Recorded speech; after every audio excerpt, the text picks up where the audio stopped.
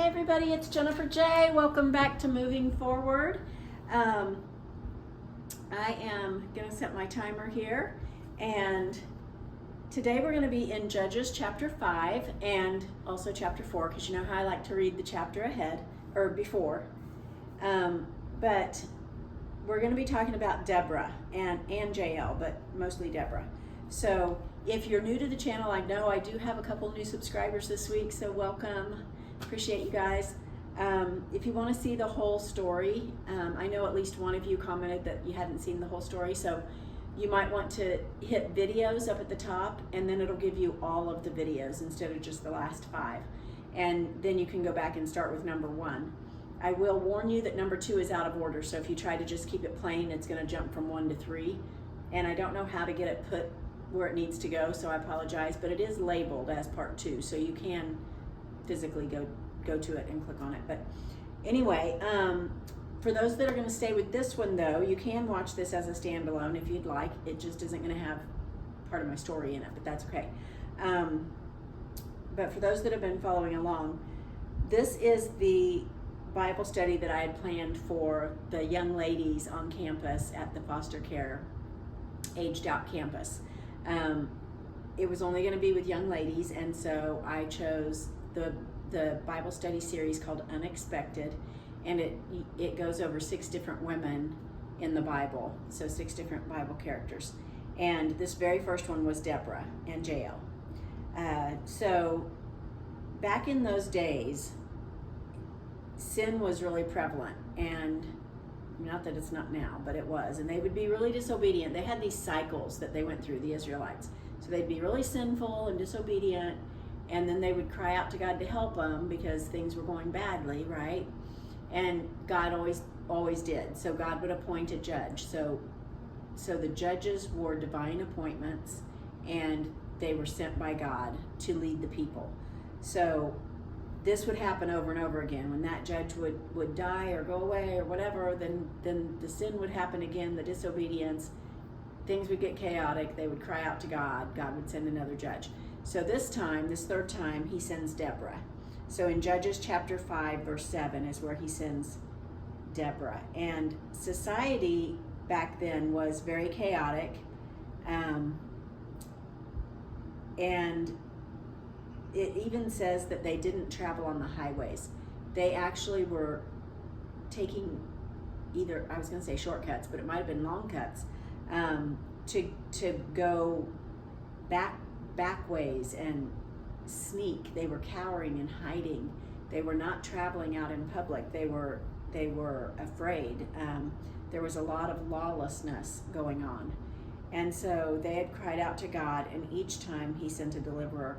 So she was the judge that was leading Israel, and it's interesting that he rose up a woman to do this. And also, I know I told you recently that I went through my journals and I had counted how many times I had written the word healings, and it was 7.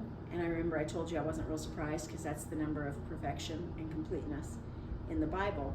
I'm really getting into biblical numerology right now. It's a very fascinating study. But it also intrigued me then that there were 7 emphasis on the gender of Deborah. So I don't know them all, and I didn't write them all down, so I apologize. But I know that it's like she was a wife, which indicated she was female. She was a prophetess, which indicates she was female, not a prophet, which was the male version of the form. They used a female pronoun for her. They used a female verb suffix for her. So there was all these ways, just in this little bit of introducing her, 7 different ways that they emphasized that she was a female. So I thought that was interesting. God doesn't do anything by accident. So there was an absence of men to fill these roles, or God just said, I don't want a man to fill this role. I want this woman to fill this role. So she was God's representative. And something I learned about it, because what happened is she then called Barak and said, God has said that you need to go to war with these people, that you need to go overtake them. He said that you will be successful. So you need to do that. And Barak didn't want to do that. And he was afraid to do that. And he said, I'll only do that if you go with me. If you go with me, then I'll do that. And so one of the questions that was asked in the Bible study is, when God puts a calling on your life, we need to obey and move forward in faith, but are you willing to accept whatever boundaries that may include and submit to his perfect plan? Because Barak said, I'll only go if you go with me. And her response, if you know the story, her response was, okay, I'll go, but then you're not going to get the glory. You're not going to get the honor for it. It's going to go to a woman. And so he had to accept those boundaries, that if he took her with him, he wasn't going to be hailed as the hero. It was going to go to a woman. But he said he would only go if she went with him, because he responded in fear and not in faith, right? And I think we do that sometimes. I mean, I know that we do. We all sin and we all do the same sorts of things in different situations, but really give that some thought when God asks you to do something, because, when he asked me to move to Arizona, well, I can't even say he asked, he told me to move to Arizona. But when he told me to move to Arizona, I could have said, well, I'm not going to do that unless my kids come with me, or unless anything, God's plan he will make sure it comes about, but it doesn't have to be the way that he intends. If he can use a different way if you're not willing. So just be careful and be in prayer, and certainly be in tune with what God's asking you to do, and then be ready to move forward in obedience, in faith, and not in fear. Doesn't mean it won't be fearful, because it is. It can be really scary, but you just have to trust him. So in verse 8, if you look back, twice he was fearful. But in verse 9, he was confident and bold, because it says when Barak advanced. So he gained his confidence. And so he had to move first. And if you move first, God will always be faithful. And I know that I've talked to you guys about that before, that you have to be obedient before he blesses. And so when he tells you to do something, you have to move. You have to activate it, right? When he told the lepers to go wash and show themselves to the priest, they were healed as they went, right? It was as they walked. So when we're told to do something, he's not going to bless us until we take that step to do it. But Barak did, he was confident and bold in verse 9, and he advanced. So, but in Judges 5, in the Song of Deborah, it says, the Lord is a warrior, and in verses 20 and 21 it says the stars fought. It was a cosmic battle. It was an attack against Baal, and Baal was the storm god in mythology. So it says Baal wielded thunder and lightning. So when and Barak, his name means lightning. So when it says that the stars fought and it was a cosmic battle, you guys, this was a spiritual battle going on. And Jael,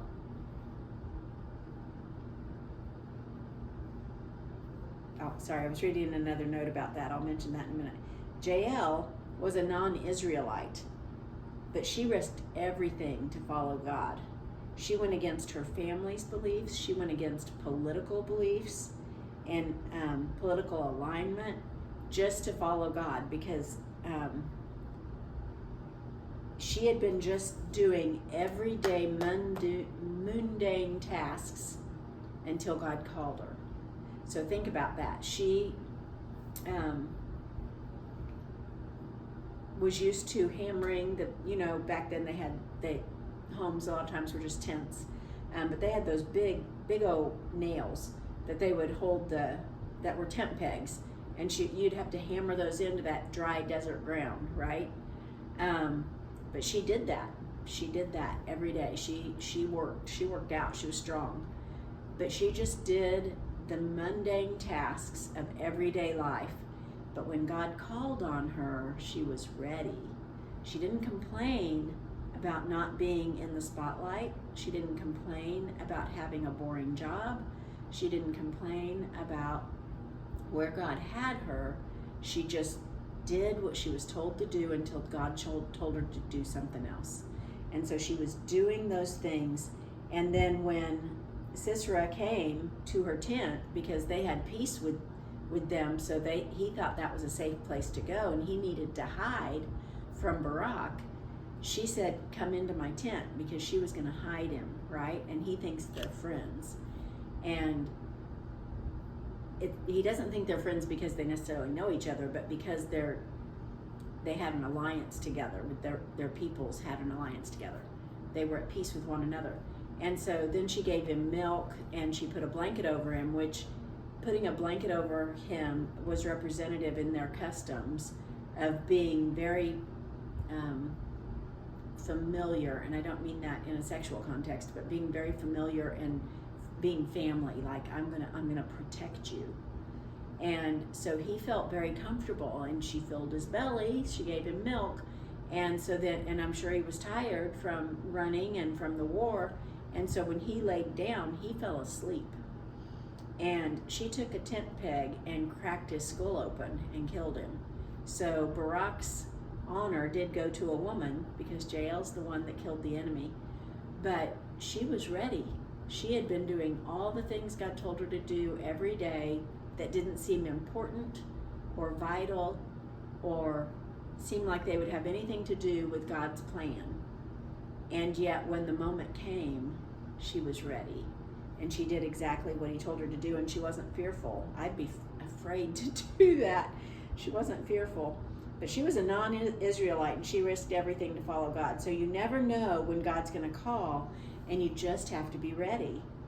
And if you fast forward into the New Testament, into Hebrews, I'm not sure if I remember. I think it's in Hebrews 13, and it lists the heroes of the faith, and Barak is listed there.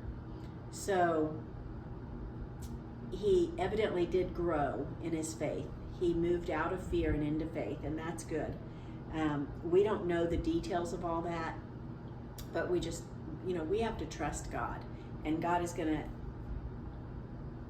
keep us safe and keep us in the palm of His hand all the time. So, and we'll grow.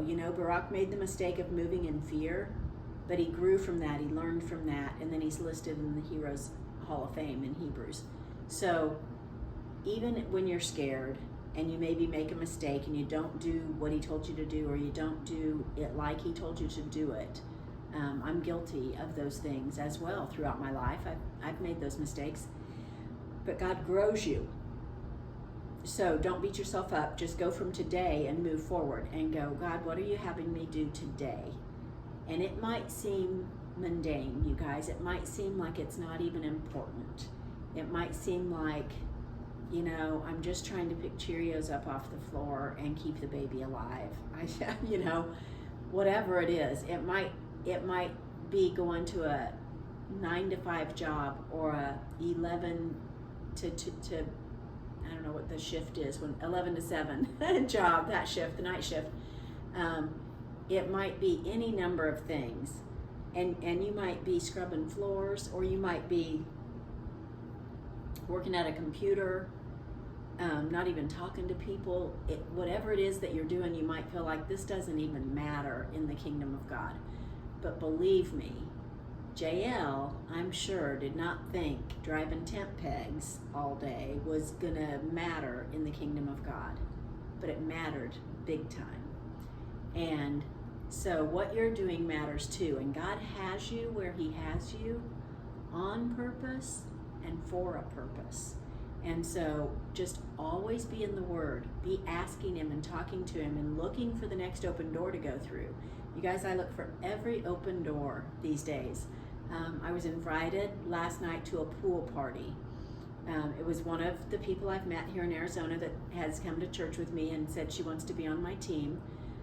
But she's a realtor, and she's a new realtor, and so she doesn't have former clients, but she's on a realtor team, and everybody else has former clients, and they were inviting all their former clients to come out to this customer appreciation swim party. And so she invited me because she didn't know anybody to invite. She didn't have a lot of people to invite. And so I told her I would come and be supportive. Excuse me. And so I did that, and I was able to share my story, you guys, with a complete stranger. It was actually one of her coworkers that's on her team. And she's new to the team, so they don't know each other well, but I got to share my whole moving to Arizona God story, and they were just flabbergasted, of course. So I just find it so interesting, take those opportunities when you don't just say no to stuff. I didn't want to go last night. I did not want to go. It kind of sounded fun when I first got invited, but then the day came, and I was like, it's hot out, and it's a half an hour away, and I don't want to really wear a swimming suit in front of a bunch of strangers. Excuse me again, I'm so sorry. I didn't know if you even were supposed to wear a swimsuit. Some of those things are business networking things, so like it's around a pool, but nobody's actually swimming, like they're drinking cocktails and eating hors d'oeuvres. So I didn't really know what it was. So I dressed in summer, kind of business casual summer attire, and I went, and it really was a swim party, so I was completely overdressed.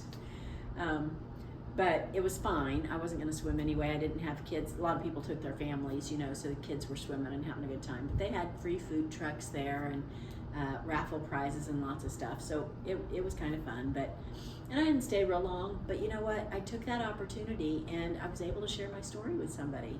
And so you just never know what doors God's opening for you. But don't just slam them shut. When there's an opportunity, say yes. Walk through the door, see what God has, and you'll just be surprised.